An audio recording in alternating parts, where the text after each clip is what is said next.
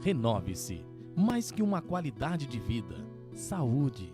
É um espaço terapêutico que possui como principal objetivo desenvolver e aplicar diferentes técnicas psicoterapêuticas a fim de harmonizar mente e corpo, prevenir e tratar as desarmonias intrapessoais e interpessoais dos indivíduos que estão em constante vulnerabilidade emocional causada pelo estresse diário.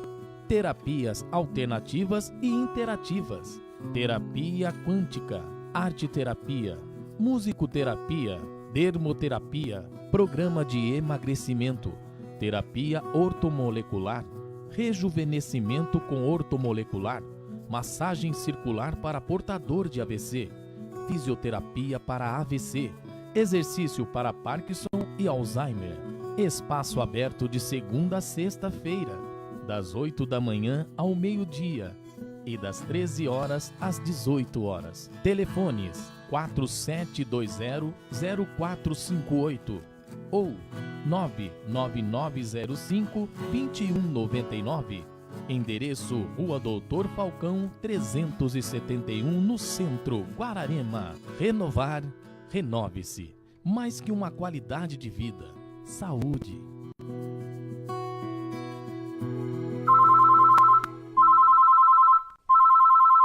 Fale com a Mega. Ligue 4693-1292.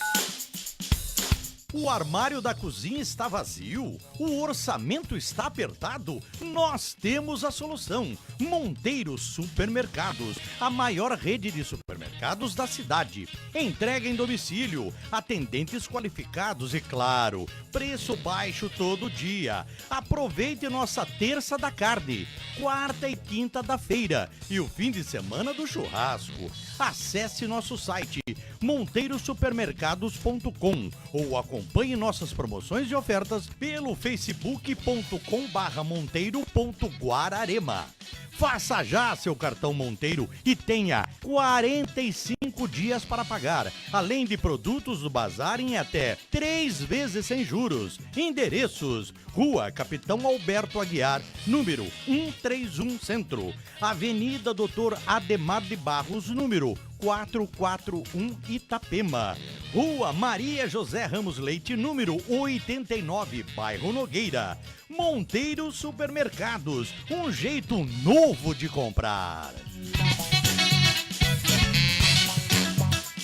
Mega FM.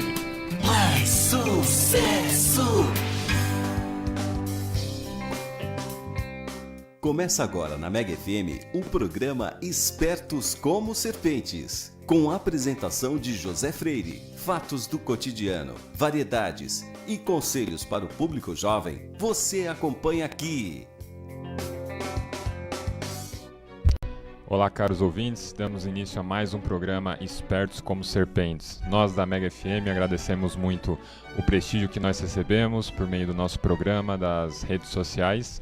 E hoje nós trouxemos aqui uma pessoa para falar um pouco com a gente. Na verdade, por uma questão já talvez providencial, semana passada ele já era para ter vindo, mas por conta do incidente de quinta-feira e pela função que ele exerce, ele, como vocês podem imaginar, esteve muito atarefado. Estamos aqui hoje com Edson Roberto Pinto de Moraes. Seja bem-vindo ao nosso programa, Edson. Muito obrigado. Boa tarde a todos os ouvintes. Vamos tentar fazer um esclarecimento sobre os fatos mais recentes. Tá, muito bem. Então, só para a gente ter uma noção, o Edson, ele é há 29 anos funcionário público concursado da Prefeitura de Guararema.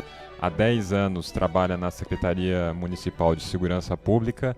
A formação dele é em administração de empresas e ele também é tecnólogo em segurança e ordem pública. Então, a gente trouxe ele justamente aqui para falar um pouco mais sobre o CSI e a importância do CSI para manter a ordem na cidade de Guararema. Isso já era para ser a abordagem do programa passado, mas se tornou uma coisa ainda mais importante, tendo em vista o que aconteceu quinta-feira passada. Então, Edson, num mundo que a gente está vivendo de fake news, informações desencontradas, será que você poderia dar para a gente o relato oficial do que aconteceu na madrugada de quinta-feira passada, desde a entrada dos assaltantes aqui na cidade, passando pela perseguição e a prisão deles? Então, eu achei importante até esse momento para a gente tentar desmistificar algumas coisas que acontecem, os famosos fake news, né, que a gente chamava antigamente de boatos. Mas assim, o que a gente tem de fato? O monitoramento, ele funciona desde junho de 2016 e ele funciona 24 horas, tá? Nunca ele parou de funcionar. Sábado, domingo, dia, noite, madrugada. Sempre tem uma equipe e a gente modula essa equipe de acordo com a necessidade. Ou seja, durante o dia a gente tem um pouco mais de integrante. Nós temos policial militar, sempre, 24 horas o policial militar está lá. Sim. Nós temos um operador que normalmente é um policial veterano, justamente para pegar esse expertise dele, essa vivência que ele teve na rua, né, combatendo o crime. E também, durante o dia, nós temos um agente de trânsito, fiscal de postura, ponderando que o agente de trânsito, ele está ali sobremaneira mais para orientar o trânsito do que efetivamente fazer autuações. Para se ter uma ideia, em média, a gente faz pelo monitoramento 2 multas por dia. Tá. É raro quando a gente atinge o número de 60, que seria 2 por dia. Então, a função majoritária do agente de trânsito que está lá é instruir o agente que está na rua para tentar desobstruir uma via, alguém que colocou o carro sobre a calçada, impedindo que o fluxo ele caminhe bem pela cidade. Então, ele aciona via rádio o agente que está na rua e ele tenta fazer com que o trânsito flua um pouco mais. Então, assim, nós temos hoje uma parceria muito grande com a Polícia Militar, com a Polícia Civil, que é a Polícia Judiciária, a Polícia Investigativa, e também trabalhamos com o Bombeiro, o SAMU e outros órgãos da Prefeitura. Sim. Tá? Fiscalização, obras, saúde, assistência social. Então é um trabalho integrado da Prefeitura com uma série de outros órgãos e com o governo do Estado.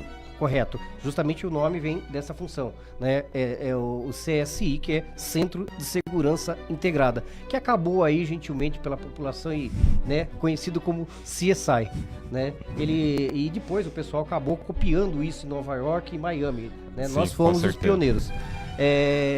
Brincando, lógico. Então, o que aconteceu? No início da madrugada do dia 4, a Polícia Militar, através do Comando Regional, cuja sede é em Mogi das Cruzes, eles fizeram contato com a gente e informaram que havia, mediante a investigação prévia, a possibilidade de que fosse sido efetuado roubo ao banco, né, os caixas eletrônicos estourados em alguma cidade aqui da nossa região, possivelmente Guararema, Biritiba, Salesópolis e até mesmo Jacareí. Eles não sabiam necessariamente qual cidade queria.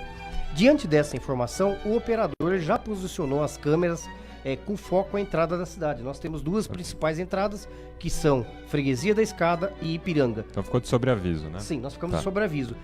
Com uma prioridade da freguesia, porque a gente tem cálculos que mostram que o maior fluxo de veículos entra na cidade pela freguesia. Em torno de 60% do fluxo que entra na cidade entra pela freguesia. Beleza. Então a gente ficou com vistas à Rua João Barbosa de Oliveira, mais especificamente o trevo ali da SP66. Quando foi por volta das 2h40, o operador que estava lá visualizou 2 carros grandes, são chamadas as SUVs, que são carros normalmente que são usados por bandidos que praticam esse tipo de crime. Ele veio acompanhando, justamente pelo expertise que ele já tem da vida policial dele na rua. E ele percebeu algumas coisas, o carro já era todo filmado, inclusive com um blackout no vidro da frente, o que não é tão comum. Normalmente, as pessoas que estão na prática ilícita, normalmente, eles utilizam-se desse artifício de botar o blackout na frente. E ele continuou acompanhando esse carro. E durante esse trajeto, o operador já percebeu que talvez ele não conhecesse a cidade. Na bifurcação, por exemplo, ali naquele trevo, naquela rotatória conhecida como rotatória da Tilinha, ele hesitou um pouco, ele não sabia se ele ia para a direita ou para a esquerda. Ou seja, esses pequenos sinais demandaram realmente a necessidade dele informar de imediato a polícia militar. Lembrando que nós tínhamos um policial militar ali na hora. Então esse aviso foi feito mediante o policial militar que estava na sala.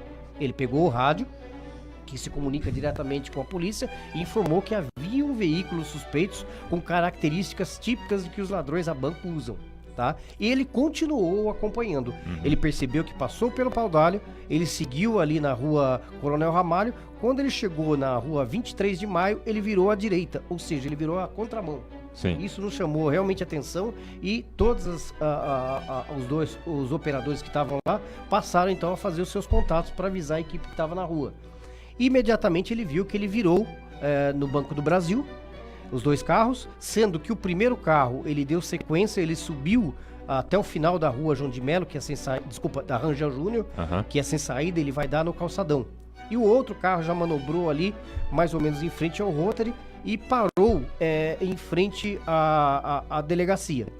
Lembrando, só fazendo um parênteses aqui, que a delegacia é uma polícia judiciária, não é prerrogativa da polícia civil fazer o trabalho ostensivo, de enfrentamento. É um trabalho de investigação. De investigação. Sim. Então ali não ficam policiais que têm como missão, que têm como atribuição legal enfrentar o crime. Tá? Então, assim, em termos, só pra gente deixar bem didático, a Polícia Civil teria um caráter preventivo e investigatório e a Polícia Militar um caráter repressivo e de execução.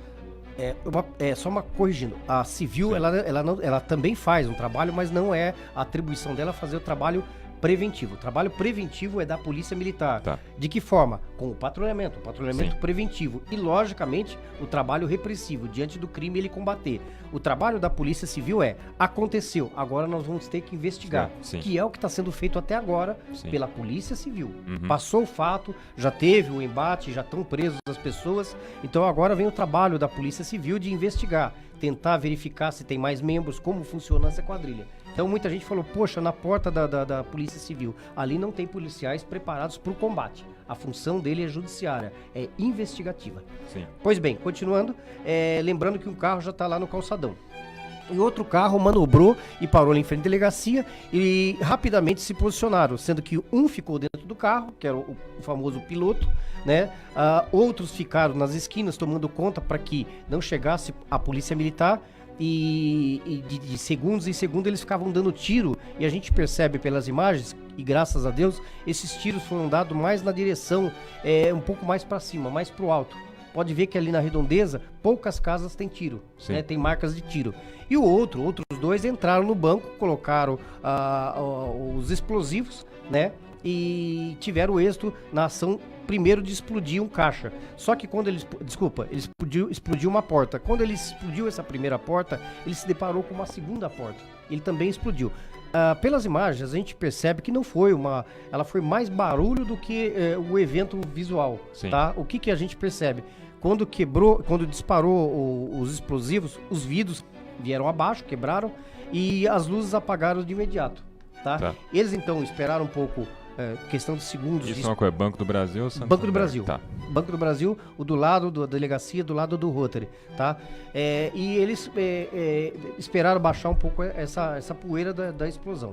Em paralelo, no outro veículo, lembrando que nesse primeiro carro aqui debaixo do Banco do Brasil, tinham seis marginais, e no outro tinham 7 marginais.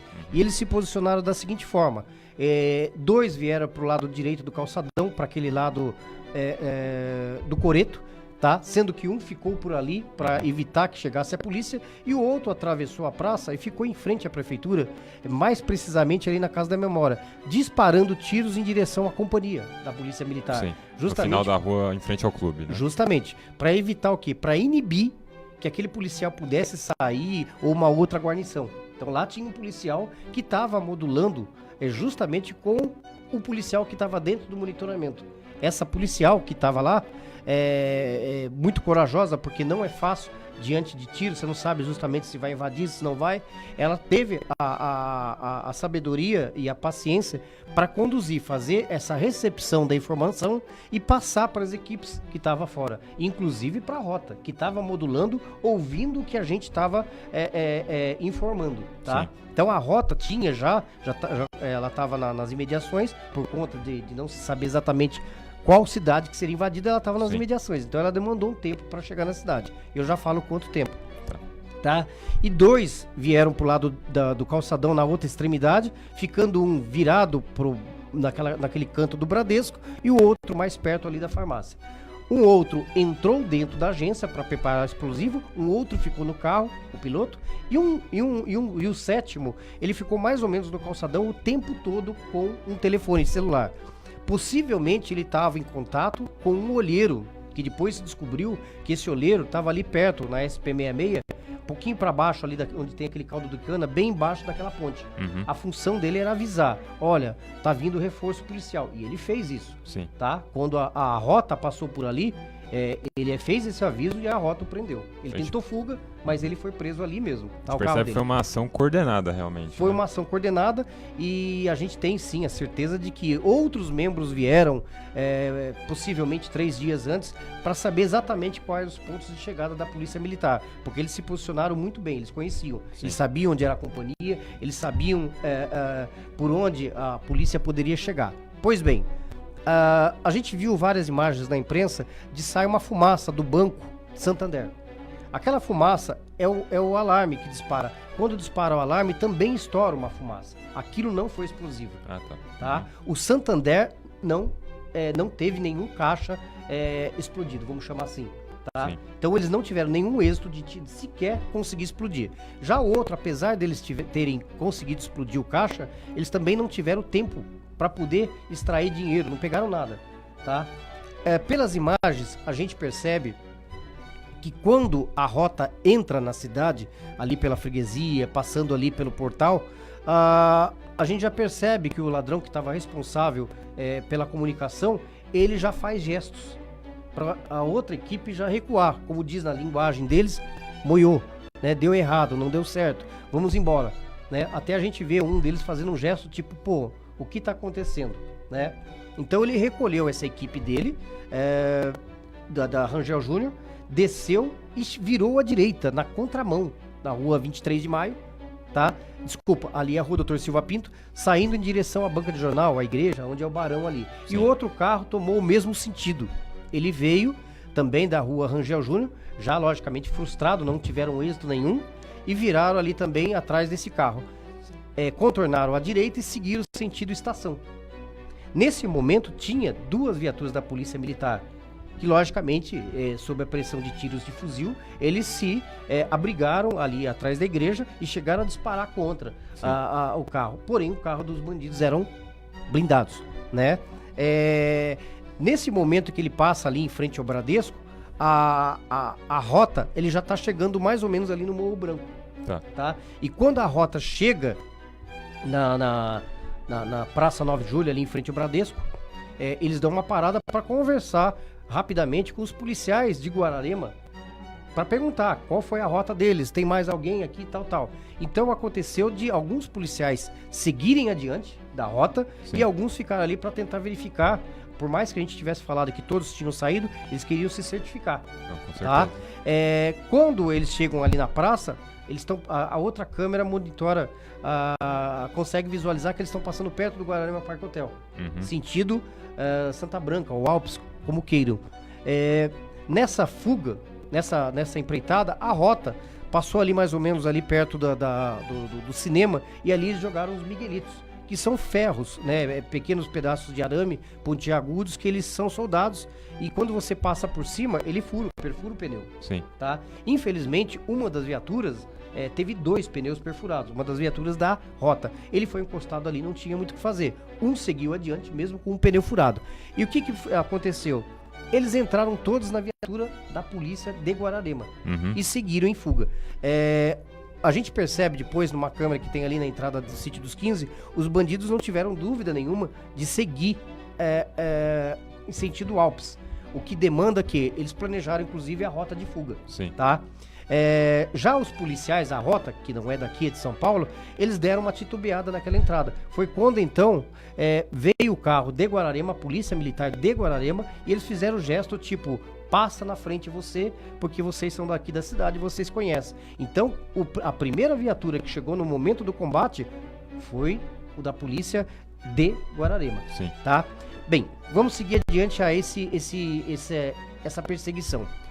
Como a gente conseguiu modular os veículos da rota, as viaturas da rota, eles já fizeram o cerco. Então, 6 viaturas da rota, cada um com 4 policiais fortemente armados, eles foram daqui para lá, do centro para o bairro. E já tinha vindo também, porque eles estavam rondando, uma vez que existia a possibilidade de Biritiba, Salesópolis, então já vieram do outro lado, vieram mais 6 viaturas da rota, e mediante o que eles estavam ouvindo, eles já se prepararam, eles já fizeram uma barricada ali mais ou menos entre o Alpes e a entrada de Santa Branca.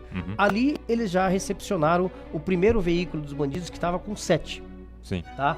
E ali houve um enfrentamento. Sim. Tá? Ali houve uma troca de tiro e, logicamente, pela técnica dos policiais, eles tiveram um êxito, né, de sair sem nenhum ferimento por parte deles e, por sua vez, também eles conseguiram, logicamente, no enfrentamento, ele abateu os 7 marginais, os primeiros 7. Sim. O segundo carro que vinha atrás, eles deram o chamado cavalo de pau e tentaram empreender fuga voltando para a cidade. Porém, quando eles voltaram, eles já deram de cara com a outra viatura que estava indo daqui para lá. As outras viaturas, inclusive... Formaram um sanduíche, né? Isso, a polícia chama de bigorna. Sim. Tá? Eles chamam de bigorna, a Operação Bigorna, que é fechar dos dois lados, realmente tentar neutralizar. Não houve, logicamente, a gente pode imaginar uma tentativa por parte dos marginais de se renderem. Eles estavam fortemente armados, dispostos a tudo. Com fuzil, inclusive. Com fuzil, inclusive, né? Então, assim, eles ficaram realmente nesse sanduíche, ou bigorna, como queira, porém, num ponto que permitiu que algum deles conseguisse evadir. Então, naquele primeiro momento do embate, lembrando que o veículo tinha 6, ali já foram neutralizados, vítimas fatais, foram 2 marginais. Desses 2 marginais, 4, desses 6 marginais, 4 correram em direção, então, ao condomínio conhecido ali como Ponte da Pedra, sendo que um entrou no condomínio e chegou a fazer refém inicialmente 2 vigias. Depois ele liberou um e o outro ele conduziu até uma casa. Para quem conhece ali, é conhecido como Rancho Torto. Ali o marginal conseguiu entrar numa casa, liberou então o vigia, o porteiro, como queiram, e fez de refém a pessoa da casa. Sim. Houve uma breve negociação, onde o marginal solicitou a presença da imprensa, mais especificamente da TV Diária, aqui nossa filial de Mogi das Cruzes, no qual foi feita, logicamente, uma negociação nesse sentido, porém, o indivíduo, ele acabou dando uma bobeada e a vítima conseguiu, vamos dizer assim, se afastar um pouco. Nesse momento, a perícia do policial, quando ela se esquivou, o rapaz, o marginal, ele pegou uma arma e apontou em direção aos policiais militares da rota. E, logicamente, não tem o que fazer. É instintivo. Sim. E acertou um único tiro certeiro no marginal, que teve, logicamente, uma morte imediata. Então, daqueles 6, foram 3 mortos. Desses 3 que acabaram se evadindo, um foi preso pela Polícia Civil horas depois, né, através de uma denúncia de morador. Ele estava escondido ali no meio de umas madeiras, né? Até a gente viu em várias fotos disso, era uma espécie de uma oca, né? Eles guardam a madeira empilhada. E no dia seguinte, a Polícia Ambiental, patrulhando o local, aí também já com a ajuda de policiais locais, conseguiram deter e prender mais um deles, mais um da quadrilha. Portanto, se estima, não, isso é preciso. Um conseguiu se escapar pela mata, tá? Quanto a esse, a gente fica imaginando, mas onde ele estaria? Conversando com policiais, pelas experiências dele, equipe de buscas que estavam ali, canil, eles acreditam que ou ele teve um êxito em algum resgate, e eu já vou falar de umas 2 moças que vieram tentar o resgate, ou eles tiveram êxito em algum resgate, ou então ele, caminhando pela mata, ele já conseguiu chegar num ponto que já está realmente fora dos limites da cidade. Uma coisa é praticamente certa, dificilmente ele vai estar aqui. Ele estaria então há dias já sem se alimentar, né? Correndo no meio do mato, que ele não conhece, já se machucando. Então possivelmente ele já está fora da cidade de Guararema. Sim. Porém, as buscas continuam. Nós temos policiais na cidade, eu conheço eles estão descaracterizados, né? Ontem encontrei no calçadão de bermuda, de boné, aparente tomando sorvete. Então, eles estão aqui, talvez a gente não perceba, tá? Mas eles estão trabalhando agora, que eles chamam aí num processo de pente fino, tá? Bem, as pessoas me perguntam, e o contexto dessas 2 moças, como que aconteceu? Aconteceu graças à participação da população. No CSI nós temos um operador e esse operador tem um parente ali no Alpes, mais precisamente na portaria. E ele passou um áudio pra gente com o seguinte conteúdo.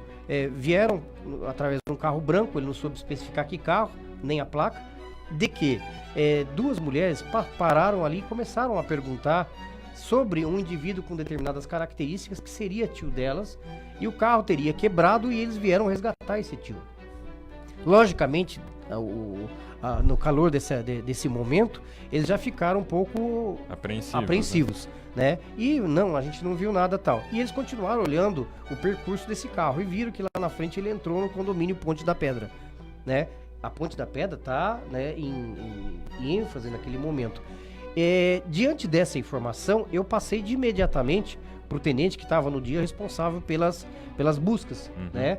E o tenente de imediato falou: Edson, eles vieram para resgatar o indivíduo que tá na mata. Pois bem, de imediato nós acionamos o profissional que faz um trabalho de buscas de placa, de análise de imagens, e ele conseguiu visualizar o momento que esse carro branco, ele tá passando pelo sítio dos 15. Ali a gente teve a placa dele. E ali a gente descobriu que aquele carro estava na cidade. As duas moças estavam na cidade. Sim. Passei essa informação pro tenente. Tenente, os dois veículos estão na cidade. Não sabemos ainda precisar por onde ele estava, né? E de imediato ele jogou as equipes dele de busca, inclusive o Águia. O Águia, que estava aqui no Ponte da Pedra, ele se direcionou para lá com a tendência de tentar achar esse carro circulando pelo meio da cidade. Foi um momento que a população começou muito a ligar, achou que tivesse um dos marginais, estivessem ali pela cidade, e foi muito apreensivo, né? Na realidade, eles estavam em busca deste veículo branco, tá? Que a gente não sabia ao certo. Sim. Depois a gente foi saber que elas tinham ido fazer cabelo, né? A gente tem imagens do calçadão de que eles entraram no salão. Possivelmente, enquanto eles estavam aguardando o atendimento, vamos chamar desse salão, possivelmente eles viram nas mídias sociais que o indivíduo que eles vieram buscar havia sido preso de manhã. Depois nós descobrimos que o indivíduo era irmão de uma e namorado da outra, tá? De posse dessa informação por parte delas, elas se evadiram rapidamente da cidade, elas foram embora. E o nosso sistema identificou o momento exato que eles saem da cidade. Sim. Tá? Porque a gente já estava de olho, já sabia a placa. Então nós identificamos o momento exato em que eles saíram da cidade. E rapidamente a gente passou para as equipes de busca. As equipes de busca já foram no encalço e conseguiram deter esse veículo ali mais ou menos na SP66, na altura do que a gente conhece ali, o caldo de cana, né? A famosa estrada do Adil ali. E de imediato eles confessaram que realmente vieram resgatar o indivíduo que seria irmão e namorada, e perceberam logicamente que mais uma vez usando a expressão, moiou, né? Moiou. Ou seja, a nossa finalidade aqui na cidade perdeu, vambora. E a Polícia Militar, então, já encaminhou essas duas pro DEIC, que é um braço da Polícia Civil, para sofrer um interrogatório. E, logicamente, depois elas foram mantidas presas e na audiência de custódia também foram presas, como um elemento que integram também a quadrilha. Elas já têm passagem em outros furtos, em outros roubos. Lembrando que essa mesma quadrilha, pela investigação, apura que conseguiram fazer mais de 10 roubos a banco, tá? Então, assim, é uma quadrilha perigosa, que possivelmente iria continuar praticando outros crimes. Normalmente eles retornavam, às vezes, né? Biritiba, Santa Branca, eles já tinham sofrido a ação desses marginais, e tudo indica, as investigações, que novamente eles iriam atacar. Sim. Tá? Uma coisa que eu acho assim, José, que é interessante dizer, muita gente falou, poxa vida, teve uma troca de tiro na cidade. Não, em momento algum teve troca de tiros na cidade. Eu vi algumas imagens compiladas, e se vocês perceberem, dá para ver às vezes que são horários extremamente distintos. Aqueles barulhos que a gente ouvia, né? A gente viu pelas imagens, mas a sociedade e eu no momento também eu só ouvi, né? Aquilo eram tiros que eles paravam em linha diagonal, mais acentuada para cima. Eram tiros para justamente inibir forças policiais, ou mesmo quem estivesse passando por ali, de que não viesse naquela direção. Sim. Tá? Não houve em momento algum embate. Enfrentamento não no centro houve, da cidade. Não houve enfrentamento. E isso foi, de certa forma, coordenada pela Polícia Militar, a rota, para que esse embate não acontecesse na cidade. Eles fizeram um trabalho minucioso de calcular o momento que os marginais já teriam saído da área central. Isso é prática deles, tentar minimizar o máximo de embate com a população, né? Então, o planejamento era que quando aconteça isso, aconteça fora de uma área habitada. Sim. Né? Inclusive, no Alpes, a ideia não era não era que eles fossem para o condomínio. O embate era para ficar justamente onde foi o primeiro embate, entre a entrada do Alpes para lá, sentido Santa Branca. E tinha que ser antes da entrada de Santa Branca, porque eles se virassem para Santa Branca, eles conseguiriam ter êxito na sua fuga, porque ali é um labirinto. Sim. Né? Então, assim, analisando o que as imagens mostram, e imagem não tem como você ficar em dúvida do que aconteceu, mostra o que? Foi uma operação conjunta, que mostrou toda a expertise da polícia, em especial da rota naquele momento, mostrou a importância da participação dos policiais da cidade, Sim. tá? Que estavam na linha de frente, lembrando que eles foram a primeira viatura a chegar dessa equipe que foi daqui para lá, justamente por conhecer o local, a rota o conduziu para que fosse à frente das viaturas, né? E da população também, né? E da população também, né? Vi alguns meios de comunicação de que a rota parou na praça, conversou com algumas pessoas que apontaram... Não, isso não existiu, até porque esse fato ocorreu por volta das 3 da manhã, 3 da madrugada. Às 3 da madrugada não tinha ninguém. Sim. Basicamente tinha o quê? Um veículo da Secretaria da Saúde que estava andando pela cidade, indo até a casa das pessoas que são conduzidas para São Paulo para tratar, tá? Então, fora isso, não tinha ninguém, né? Então, eles ouviram toda essa informação do momento que entrou na cidade, do momento em que eles deletaram, né? O moiô, né? Acabou, vambora que deu errado. Esse momento que eles foram para Santa Branca, essa rota de fuga, foram todas sinalizadas pela equipe que estava no CSI, no monitoramento, tá? Então a gente considera que nós tivemos a felicidade de poder participar desse evento, dessa ação, de uma forma extremamente positiva. Bem sucedido, acho que em todos os aspectos. Sim, né? em todos os aspectos, né? E depois todos os movimentos que se desenrolaram depois, nós também participamos, né? Do apoio ao SAMU, que foi acionado para estar ali próximo dos eventos, por uma eventual necessidade, principalmente naquele momento em que o marginal faz uma pessoa de refém. Ali tinham 2 viaturas do SAMU na madrugada, Sim. já a postos para atendimento rápido de uma ação emergencial. E isso também, nós apoiamos também o SAMU, porque eles não tinham a ideia de onde seria o local que estava acontecendo as coisas. Então, o monitoramento, além do suporte à Polícia Militar, toda a logística que envolveu, nós demos apoio. Inclusive, no dia seguinte, a equipe de trânsito foi posicionada também por orientação da gente para fechar o trânsito. Sim. E, posteriormente, a equipe de trânsito e a equipe de limpeza de vias para tirar esses miguelitos que também estavam na via espalhados. Então, a gente teve a felicidade, eu digo assim, a bênção de poder participar desse momento e evitar um mal maior. Seja para os policiais, seja para os cidadãos. Então a gente percebe, Edson, do seu relato, uma riqueza de detalhes que mostra o quão bem sucedida foi a operação, que contou com um esforço integrado entre poder público e a população. Só que isso, pelo que você já disse no início do programa, digamos que é a ponta do iceberg de um trabalho que já vem sendo realizado há alguns anos. A gente vai falar um pouco mais sobre esse trabalho depois do nosso intervalo.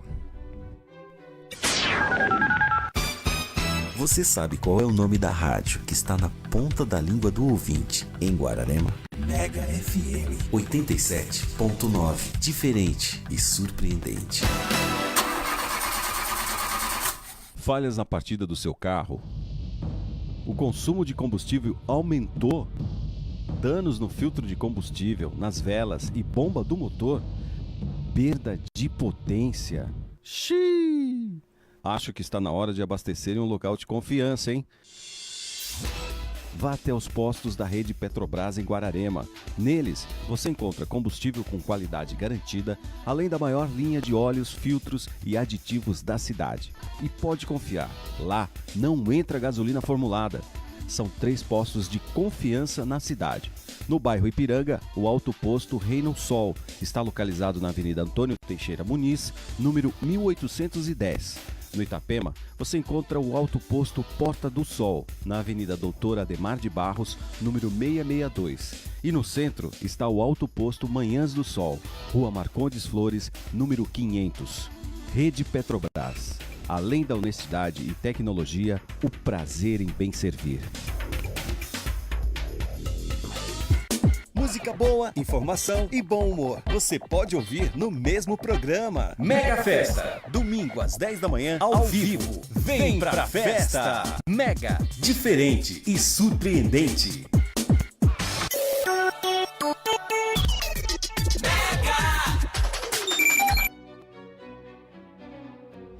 Então, estamos de volta aqui com o programa e como foi dito no primeiro bloco, essa operação integrada promovida pela Polícia Militar, ela é a ponta do iceberg de um trabalho que já vem sendo realizado há alguns anos. Queria saber um pouco mais de você, Edson, até para passar algumas informações úteis para a população. Quais são, digamos assim, o tipo de abordagem por parte de criminosos que vocês já lidaram, golpes recorrentes, e como que a população pode cooperar com o sistema de segurança integrado para reprimir e, na melhor dos casos, prevenir a ocorrência de crimes aqui em Guararema? Principalmente prevenir. Né? Bem, Guararema, apesar Guararema, apesar dessa exposição nos últimos meses, ela ainda é uma cidade muito segura, tá? Quando você começa a analisar os indicadores, quando você começa a analisar as condições de vulnerabilidade de uma cidade. Guararema é uma cidade pequena, porém ela é muito grande. Nós temos 271 km². Guararema, ela é maior do que Poá, Ferraz e Itaquá juntas. É uma cidade grande. Ela é cortada. Extensão territorial. Sim, ela é cortada aqui pela Dutra. A Dutra é a rodovia por onde passa o maior fluxo de tráfico de drogas. É a rodovia por onde passa o maior volume de tráfico de armas, roubo de carga, e isso corta Guararema, né? Nós estamos aqui do lado de Mogi das Cruzes, que é uma cidade bem articulada, porém tem bastante indicadores de criminais. É uma cidade que tem um volume grande de furto de veículos, sobretudo ali naquela região em torno das duas faculdades. Guararema, ela também está cercada aqui pro lado esquerdo aqui, por Jacareí. Jacareí é uma cidade que já foi considerada a capital da violência no Vale, né? Nós temos também Santa Isabel. Santa Isabel também faz divisa com a gente e é uma cidade que nos últimos tempos apresentou vários indicadores criminais. E não tem como, a gente está sendo prensado por essa criminalidade. E o que a gente tentou fazer, e à medida do possível nós estamos conseguindo, foi montar uma estrutura usando a tecnologia para tentar inibir com que esse crime venha para cá e se aloje, se acomode aqui na cidade, tá? Então, a ideia do monitoramento não foi inicialmente de tirar daqui uma criminalidade, e sim evitar que ela entre e, logicamente, combater a que nós temos, tá? Então, em junho de 2016, foi inaugurado, então, o sistema de monitoramento, que conta com mais de 100 câmeras, posicionadas de uma forma técnica. Nós analisamos, mediante os boletins de ocorrência, quais eram os pontos mais vulneráveis, o tipo de crime que mais aconteciam, em que momento, em que dia da semana aconteciam mais, em que horário. Então a gente fez um trabalho prévio junto com a Polícia Militar para saber exatamente qual é o ponto mais adequado para se colocar umas câmeras, tá? Então nós tivemos êxito nisso e foi muito assertivo. Diante disso, a gente começou a perceber o uso da ferramenta para diversas coisas, não só para questão de segurança pública, mas como uma gestão da cidade. Então hoje nós temos aí, por exemplo, um caso que a gente tem utilizado muito a ferramenta, furto em residência, tá? Talvez seja o maior problema que nós temos. Só fazendo um parênteses aqui, logicamente em termos de crime, quando se fala qual é o crime mais grave, logicamente é o homicídio, né? Você extrai o que há de mais precioso, você extrai a vida das pessoas. Sim. E esse número, nós conseguimos chegar e ficar 36 meses, 3 anos, sem ter um homicídio. E, lamentavelmente, nós tivemos alguns, porém, fora do alcance do trabalho preventivo da polícia. Um dos crimes aconteceu dentro da casa, durante um momento de confraternização entre amigos. Sim. Né? Onde o álcool, e até o mesmo de outro tipo de substância, fizeram que as pessoas perdessem o controle e viessem a causar um mal maior. Nós tivemos também um outro crime que aconteceu em Guararema, nacionalmente conhecido, e que Guararema foi peça fundamental, o monitoramento foi peça fundamental para se descobrir, que foi o caso Rayane.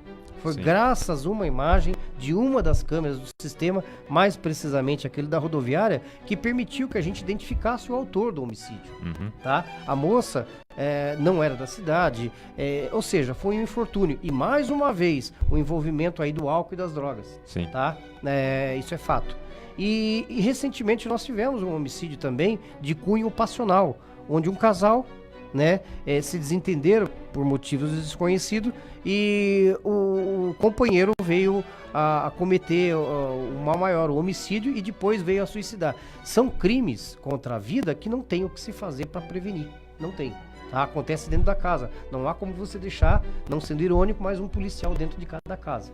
Né? E não dá pra colocar câmera de monitoramento na casa de todo mundo também. Não dá. Até porque o monitoramento, fazendo uma parte, a gente preocupa-se muito com a questão da exposição da imagem. Todos os profissionais que trabalham lá, eles assinam um termo de confidencialidade.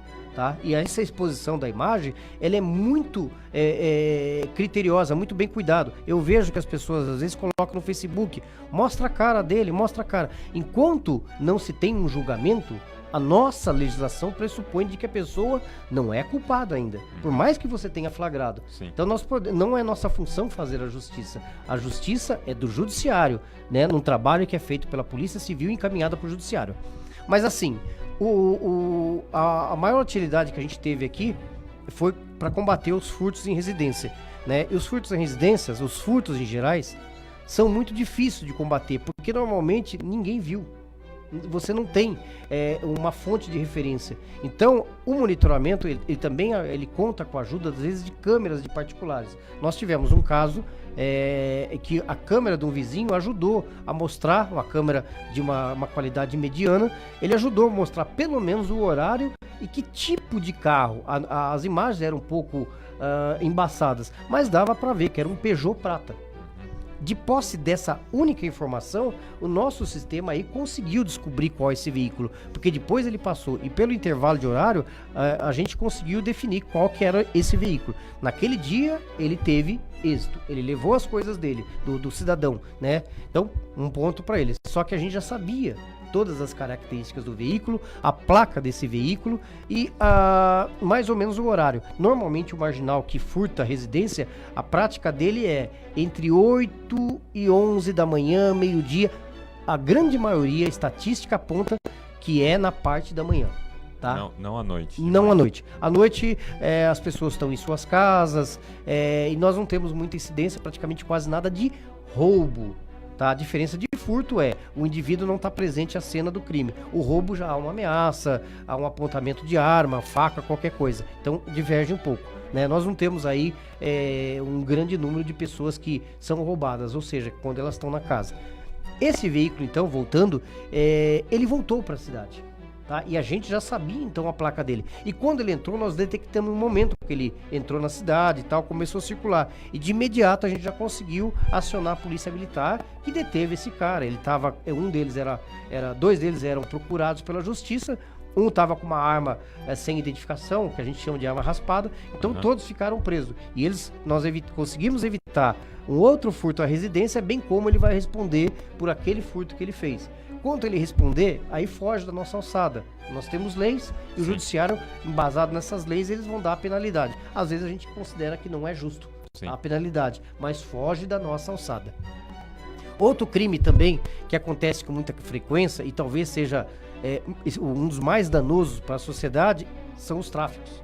Sim. Tá? Eu considero aí o tráfico de alto potencial lesivo para a sociedade, porque ele não causa o mal só para a vítima o usuário, ele causa mal para a família, para a mãe, para o pai, ele desmonta uma estrutura familiar. Aliás, a origem desse dependente já é de uma desestruturação familiar, né? Então a gente tem conseguido bastante êxito, lembrando que há uma diferença que a gente precisa considerar de um usuário e de um traficante. Sim. Em princípio, um usuário é uma questão de saúde pública, uma questão social. A dependência química, inicialmente, é uma questão social, que a gente também procura combater, mas foge da área da esfera da polícia militar. Sim. Já o tráfico, não. O comércio, a venda, a entrega, mesmo que gratuita de droga, já se caracteriza no tráfico. Então isso a gente combate com bastante veemência junto com a Polícia Militar. Nós trocamos essas informações com a Polícia Militar, com a Polícia Investigativa, que é a Polícia Civil, e nós utilizamos o monitoramento para sim combater o tráfico. E isso tem sido bastante efetivo, tem sido bastante exitoso, porque não adianta simplesmente você pegar o indivíduo, levar para a delegacia e falar, ele está traficando. Nós temos que ter a materialidade. O judiciário, ele vai exigir isso, as provas de que realmente o tráfico está acontecendo, né? E as imagens vêm dar essa legitimidade. Sim. Ele consegue, às vezes, muitas vezes, flagrar a troca de dinheiro, de drogas e tal. E isso, para a justiça, é um elemento extremamente importante. Não fica só, às vezes, na palavra de um policial. Não fica só na palavra de uma denúncia anônima. Porque contra imagens não há argumentos. Sim, contra imagens não há argumento. Por mais que você fala, não, eu não estava traficando, eu sou usuário, as imagens mostram. Tá? E Edson, aproveitando desse momento para passar algumas informações úteis para a população, você puder falar brevemente para a gente um pouco sobre 190, como acionar SAMU, Corpo de Bombeiros, a relação do Corpo de Bombeiros com a Polícia Militar. Se puder passar essas informações, seriam muito úteis. O artigo 144 da nossa Constituição, ele fala que segurança pública é dever do Estado, direito e responsabilidade de todos, tá? Aonde entra a nossa parte como responsabilidade, inclusive a Prefeitura, de poder informar quando está acontecendo um crime, de informações que levam ao crime. Quando isso acontece, quando um crime estiver acontecendo nesse momento, você liga imediatamente 190, Polícia Militar. E passe o máximo de informações. Não adianta você ligar e falar, olha, tem um indivíduo estranho aqui perto de casa. O que é um indivíduo estranho? E onde é a sua casa? Tá? Entendeu? Aonde é a sua casa?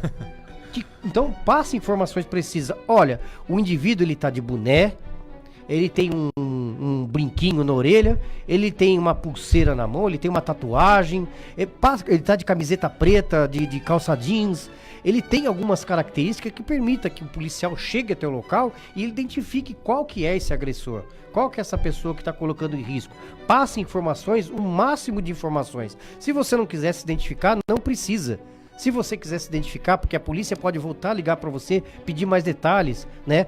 Ou seja, a Polícia Militar está aí para isso. E o outro telefone que existe da Polícia Militar é o 181. 181 é investigativo.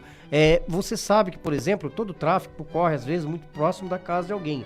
Passa informação. Olha, o tráfico acontece assim, quem está fazendo tal. Essas informações são anônimas, né? Então, assim, pode confiar na polícia. 190 é quando estiver acontecendo, 181 quando precisa fazer um processo de investigação. 193 e 192.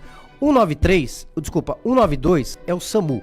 Quando você liga para o SAMU, e a gente sempre orienta que quando for um caso de saúde, liga para o SAMU. Porque o SAMU, quando você liga, quem atende na outra ponta é um profissional da área de saúde, um médico, um técnico e tal. E ele vai tentar pegar naquele primeiro momento alguns sintomas que aquela pessoa está passando. E com base naquilo, ele já vai poder direcionar a viatura do SAMU para que leve diretamente para o hospital que tenha condição de atender aquele caso. Por exemplo, a pessoa às vezes possivelmente está sendo infartada. Então a pessoa vai perguntar como é que ele está. Ele está piscando rápido, a pulsação, ele está ofegante, ele está acordado e tal. Às vezes quem liga fica bravo. Pô, mas que tanto pergunta? Mas naquele momento, aquele profissional... É a informação necessária para saber como atuar. Justamente. Né? Ele já está fazendo uma pré-análise de como está esse paciente. E nesse caso, ele já nem vai direcionar esse SAMU para Santa Casa. Ele vai direcionar para um hospital que tenha condições de dar um atendimento a um cardíaco, né? Então depende muito daquilo que você vai passar. Então às vezes as pessoas ficam um pouco bravas. 193 corpo de bombeiro, no qual a gente tem muito orgulho de ter uma unidade em Guararema. São poucas cidades que tem um bombeiro, né? E precisa toda a ajuda e todo o apoio da sociedade. O bombeiro é quando é uma situação, por exemplo, teve um acidente de veículos, precisa remover a pessoa que está, às vezes, presa numa ferragem. O caso, por exemplo, de um resgate, caiu num determinado buraco, ou então está pendurado num determinado local. Então, assim, coisas que precisam de uma atenção um pouco mais robusta. Animais também, Animais também, tá? Fazendo um parênteses aqui dentro da categoria animal. A questão, às vezes, muita gente liga pro bombeiro olha, tá com um ninho de abelha ou caixa de abelha, como queiram. Essa é uma questão da zoonose. Sim. Tá? Bombeiro não faz essa parte, né? Então, assim, sempre guardem esses telefones, tenham prioridade disso no telefone. 190 Polícia Militar, 181 Denúncia Anônima, 192 SAMU, 193 Bombeiro. Sempre deixe, se não puder guardar no celular, marque no papelzinho, coloque em qualquer lugar. E confie nessas instituições. Sim. Né? Eu não sei se a gente tem tempo um pouquinho, mas assim, eu tô recebendo aqui no Zap uma informação, estão pedindo um apoio aqui e tal, de um senhor que tá, de certa forma, pedindo ajuda, ele tá de cadeirante na rua. Pode ficar à vontade, Edson. Né? E o que eu oriento nesses casos? Nós temos algumas pessoas que ficam na praça que são os dependentes do álcool. Sim. Né? Popularmente muitos conhecidos, né? São conhecidos. O pessoal chama os beldinhos, né? Que tecnicamente são alcoolistas. Sim. Né? Alcoólatra é aquele que idolatra o álcool, ele tem uma simpatia pelo álcool, mas ele tem o controle. Esses não, esses são alcoolistas. Eles têm uma dependência e precisam de tratamento médico, psiquiátrico, social, da família, tá? Não são marginais. Né? Não precisa chamar a polícia militar para dar um atendimento ao beldinho, a não ser que ele esteja quebrando alguma coisa, se trata do vandalismo, brigando, fazendo alguma coisa que entre na esfera da polícia militar. Do contrário, eles precisam de tratamento e a prefeitura tem um programa. Infelizmente, muitos deles são tratados, saem novamente, vão pro álcool, não é fácil. A dependência, o bom é que não se entre, porque depois de entrar é muito difícil de sair. Já esses andarilhos, que é comumente chamados, eles vêm para a cidade, às vezes eles são de passagem e tal. Quando acontecer isso, por favor, liguem para assistente social, porque no telefone 4693 8390, porque assistente social ele vai até essa pessoa tentar identificar o porquê que ele veio para a cidade. Muitas vezes são pessoas que têm problema psiquiátrico, muitas vezes são pessoas que estão perdidas da família. A gente já teve N casos que a gente conseguiu achar família.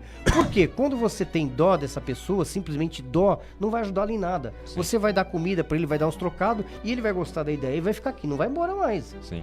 Né? E não são moradores daqui, não tem uma raiz como aqui. E muitas vezes estão precisando de uma ajuda que não é a comida. Sim. Eles querem, a maioria, eles estão perdidos da família, ou eles estão com problema psicológico, não lembram mais. Então, a assistente social é a profissional preparada para tentar extrair dessa pessoa o máximo de informação e direcioná-lo para a família, para um tratamento. Então, assim, quando a gente justamente ajuda de alguma forma, você está simplesmente enraizando o problema na cidade. Tá? Então, eu acho que isso também é uma dica interessante para que as pessoas comecem a participar da segurança enquanto cidadão. O cidadão é um elemento extremamente importante para a segurança pública. Muito bom, Edson. Se você puder brevemente comentar essas palavras aqui, porque a Polícia Militar em geral, o que acontece? Ela realiza 10 operações, 9 bem-sucedidas, a operação que acaba tendo algum excesso, alguém acaba cometendo um erro. Então você tem, infelizmente, pessoas que fazem da sua vida uma campanha contra a Polícia Militar. Eu gostaria de ler aqui um trecho do discurso de abertura do discurso de posse do presidente Ronald Reagan, de 1981, que ele fala: aqueles que dizem que estamos em uma época em que não há heróis, eles simplesmente não sabem onde procurar. Você pode ver heróis em todos os lugares, entrando e saindo dos portões das fábricas, de delegacias, de hospitais, etc. Você pode comentar um pouco o trabalho da Polícia Militar e a função de heroísmo que eles realizam diariamente? Eu convivo diariamente com esses heróis. Eu posso dizer sim, são heróis. Né? Deixa o Homem-Aranha pra lá, o Super-Homem, esses só atuam nos quadrinhos ou então nas telas. O que a gente convive diariamente são com aqueles pais, são com aqueles filhos, são com aqueles irmãos, são com aquele cidadão que sentem dor, né? Tem dívidas, eles simplesmente fazem uma função diferente de um professor, do que eu faço, do que você faz. Eles têm Sim. uma atribuição específica. Mas quando ele levanta de manhã, ele se despede da sua família, ele não tem a certeza, ele não tem a forma nenhuma, a convicção, não que a gente tenha, mas ele pode ser alvejado logo na porta de casa dele. Né? A gente tá, Todo dia. Todo dia. A maior parte de policiais que são abatidos na hora de folga, no momento de lazer. Muitas vezes do lado do filho, né? Então, assim, quando a gente vê aquelas cenas que nós presenciamos aqui na cidade, esses homens indo adiante, tentando enfrentar uma quadrilha que muitas vezes não tem amor ao bem precioso que é a vida, você fala, cara, né? Quanto tem que pagar para um cara desse para ele enfrentar? Sim. Quanto precisaria pagar pra gente ir lá? Né? Então, logicamente, eles são treinados, né? E eu ouço de vez em quando muita gente falando, mas quem entra na polícia sabe que tem que pode morrer. Não, ele sabe que ele vai ter que desempenhar uma função, ele é preparado para isso, ele é treinado para isso. Mas aquele negócio, acima de tudo, é um ser humano, ele é um cidadão comum na sociedade que tem tudo que a gente tem em casa. Ele ama, ele sofre, ele chora, ele sente dor, né? Não tem uma carcaça diferente pro policial militar. Ele não é escolhido porque ele é preparado para ser o que ele está fazendo hoje. Sim. Então, assim, eu tenho realmente muita honra, muito orgulho de ter trabalho junto com a Polícia Militar, seja bombeiro, seja policial militar que a gente conta com ele na rua, ambiental, e também a Polícia Civil, que também são policiais que desempenham uma função extremamente importante para a sociedade. Então, eu não me canso de exaltar o trabalho da Polícia Militar. Mas às vezes eles são truculentos. A polícia costuma dizer que ele reage de acordo com o que ele combate. Eu, particularmente, às vezes me pergunto aqui, porque a gente trabalha na área da segurança, qual o posicionamento que a gente tem da pena de morte. Eu sou o contrário, por um princípio cristão. Sim. Tá? Porém, a gente tem aqui, né, cada um da gente recebe talvez o bem mais precioso de Deus, que é a vida. Então, nós temos uma missão, tomar conta dessa vida que a gente tem. E o policial também ele tem uma vida que foi dada a ele. Então, quando ele vai no enfrentamento, antes de pensar que ele está atacando o outro, está tirando a vida do outro, sobretudo ele está protegendo aquele bem que ele tem, que é a vida dele. E a dos demais, né? Porque o criminoso é um... Sim, o criminoso, normalmente, a gente já viu isso em cena de filme, antes dele poder praticar o crime, ele consome uma droga ou qualquer coisa e aquilo ali dá uma energia para ele, né? Falando especificamente da cocaína, do crack, eles transformam uma pessoa acuada numa pessoa corajosa. Então ele tem a coragem de pegar uma arma do porte de um fuzil, de uma metralhadora, de qualquer arma que seja, e atirar sem pensar nas consequências, sem pensar que do outro lado está um pai de família, né? E esse pai de família pode ser a gente, mas na maioria das vezes é um policial.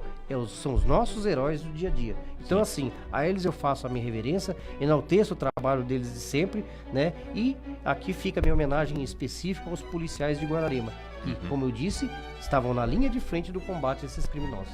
Gente, só uma coisa antes de terminar o programa, o Pedro vai colocar aqui uma mensagem do comandante Hamilton. Brincadeira, gente, a gente não tá nesse nível ainda não, brincadeira. É que sabe como é um tema meio pesado, a gente tem que dar uma soltada no final. Mas gostaria de agradecer muito a presença do Edson aqui, esclarecendo um pouco dos fatos e expondo pra gente todo esse trabalho, como eu disse, o que aconteceu quinta passada, a reação da polícia, da população, é a ponta do iceberg de um trabalho que já vem sendo feito há muitos anos. Então, Edson, muito obrigado por ter vindo aqui ao nosso programa, uma excelente semana para você e muito obrigado pelo trabalho que você tem feito. Boa tarde a todos, eu agradeço o convite e estou sempre à disposição. Gente, um bom final de semana a todos, fiquem ligados no próximo Espertos como Serpentes. Até mais!